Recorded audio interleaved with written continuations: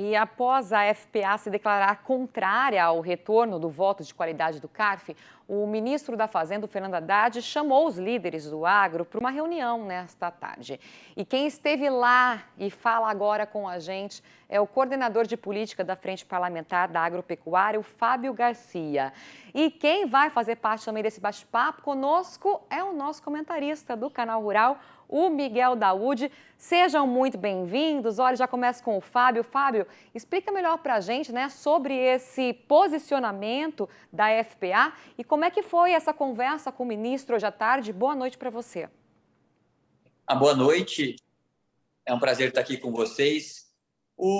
A FPA já tinha manifestado o seu entendimento contrário a esse voto de Minerva do governo com relação ao contribuinte no CARF, né? E nós fomos chamados para uma reunião com o ministro da Fazenda, aonde ele manifestou a sua preocupação com relação à não aprovação dessa matéria e também o seu entendimento da importância da aprovação dessa matéria para no que ele chamou de melhor equilíbrio decisório dentro do CARF. Né? Então, ele pediu uma reflexão da Frente Parlamentar da Agropecuária e a frente, então, se comprometeu simplesmente em voltar a reunir. Não teve nenhum outro compromisso além disso nessa reunião que nós participamos. Então, a FPA deve voltar a discutir o assunto, é isso? É positivo, vamos voltar a discutir esse assunto, mas não teve nenhum compromisso além desse assunto. Né?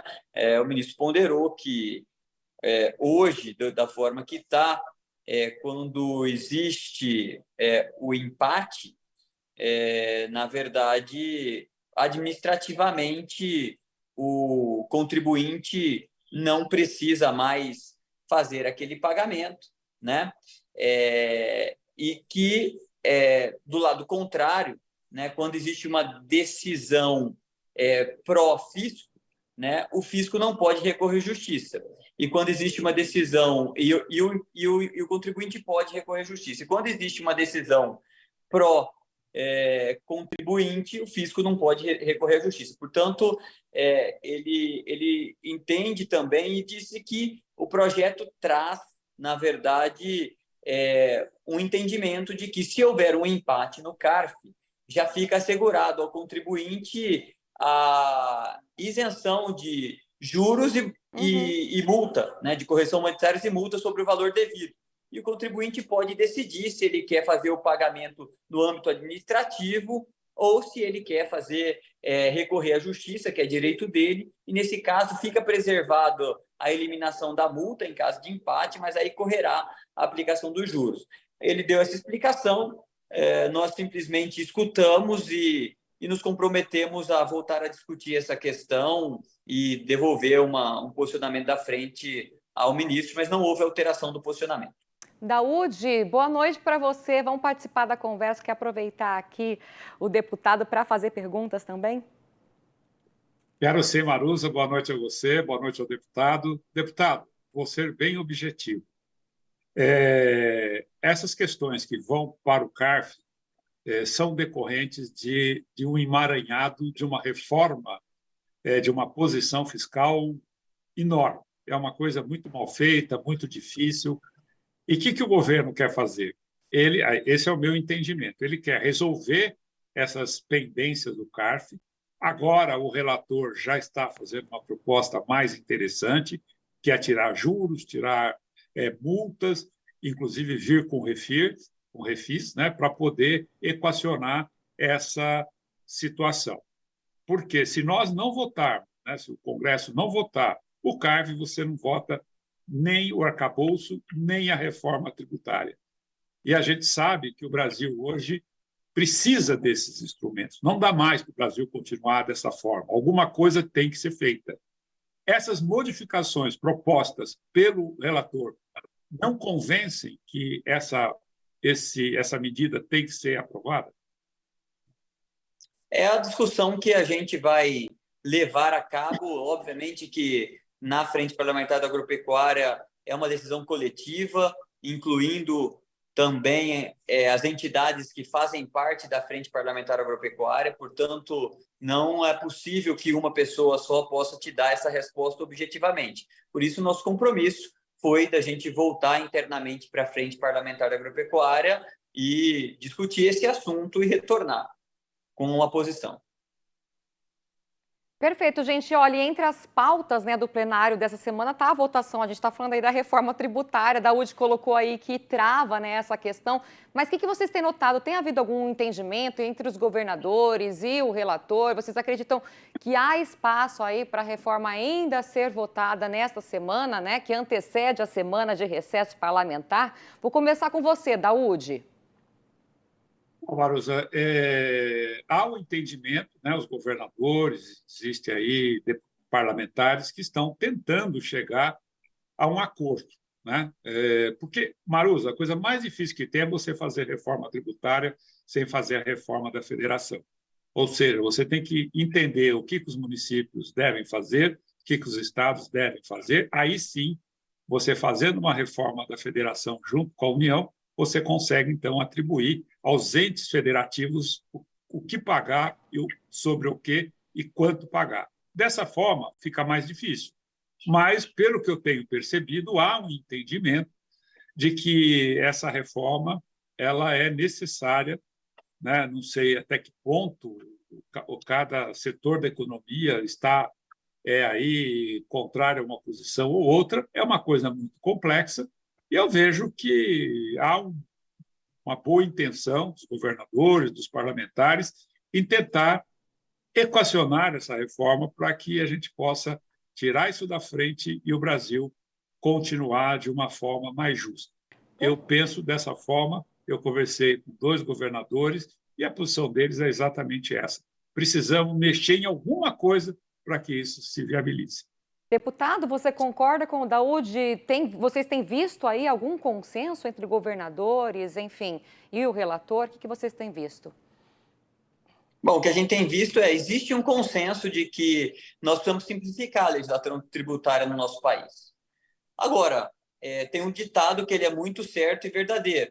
O diabo mora nos detalhes.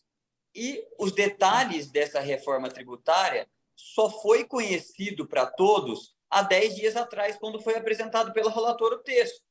E, a partir de então, está todo mundo fazendo conta para saber quem perde e quem ganha.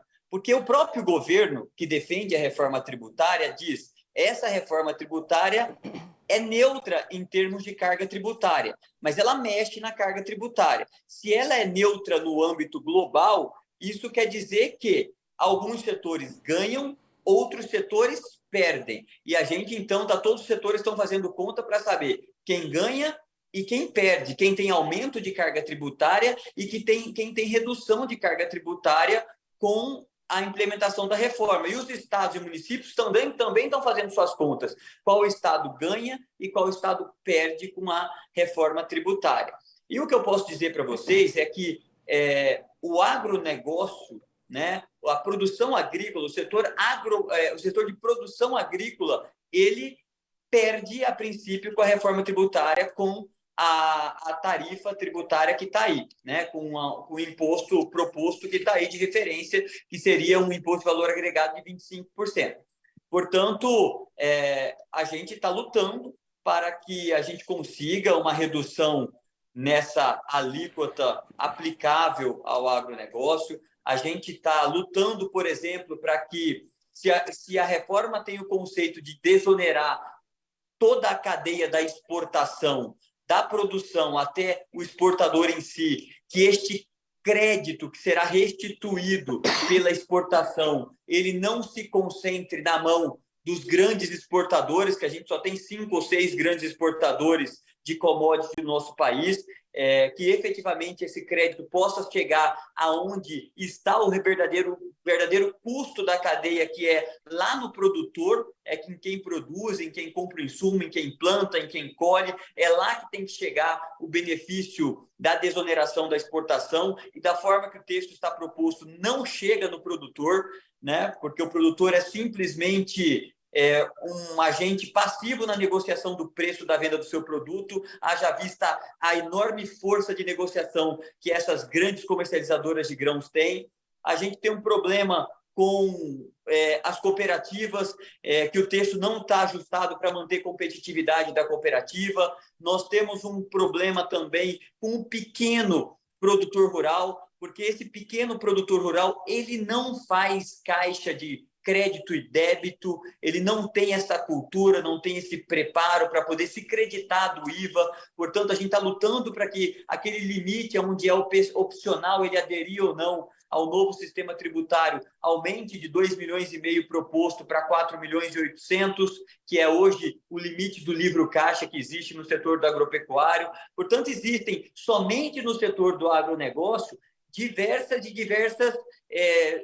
propostas de melhoria, fora os debates que a gente está tendo com como é que ficam as médias indústrias no Brasil, principalmente naqueles estados mais longe dos grandes mercados consumidores e portos, como é que essas indústrias hoje que se viabilizam através de incentivos fiscais vão sobreviver, como é que a gente freia a desindustrialização de algumas regiões. Portanto, é uma pauta importante, necessária, porém complexa. E, portanto, a gente só está aqui debatendo e queremos votar quando o texto estiver confortável para que seja votado. Não dá para votar uma reforma dessa magnitude no assodamento. Ou seja, devem haver algumas alterações ainda no texto para que a reforma seja votada, né? Muito obrigada, deputado, pela presença, pela participação. Daúde, obrigada e boa noite para vocês.